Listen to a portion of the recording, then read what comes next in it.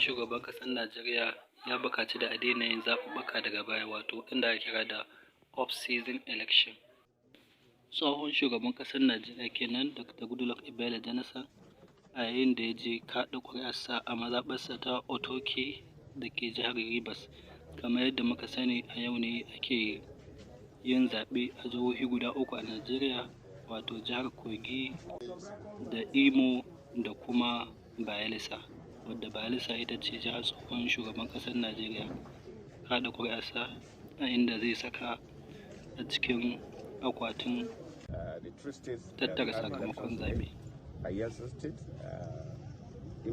Dr. Goodluck Jonathan ya buƙaci majalisun tarayyar Najeriya, wato majalisar dokoki da kuma ta sanatoci, da su yi duba akan wato zaɓe da ake yi na waɗanda ake sakewa daga baya, wanda hakan yana haifar da matsala a al'amuran da suka shafi cigaban ƙasa. Ya buƙaci majalisun da su yi doka wadda za ta haɗe zaɓe a lokaci ɗaya, ko da an soke zaɓe ya kasance za a yi shi a lokaci ɗaya da general election wanda za a yi da ko'ina da ina, inda ya ce in bayan wasu dalilai da zaɓen shugaban ƙasa ma zai iya zama za a dinga yinsa daga baya, kamar yadda ya faru a lokacin da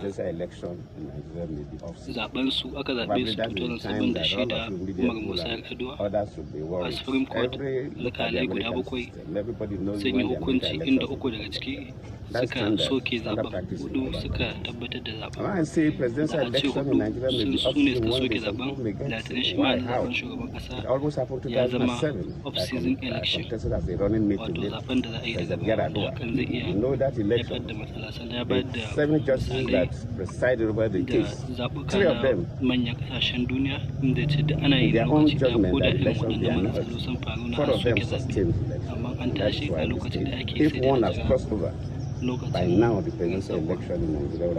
to wannan abu ne mai kyau, inda abubuwan kuma kullum karuwa suke, domin akwai jihohi har wanda har yanzu ana tarin cewa other states, now we have 7 states that are off season. We need to stop there. Where possible, 7 states too can be migrated back to fall in line with the other states, and the National Assembly can do that.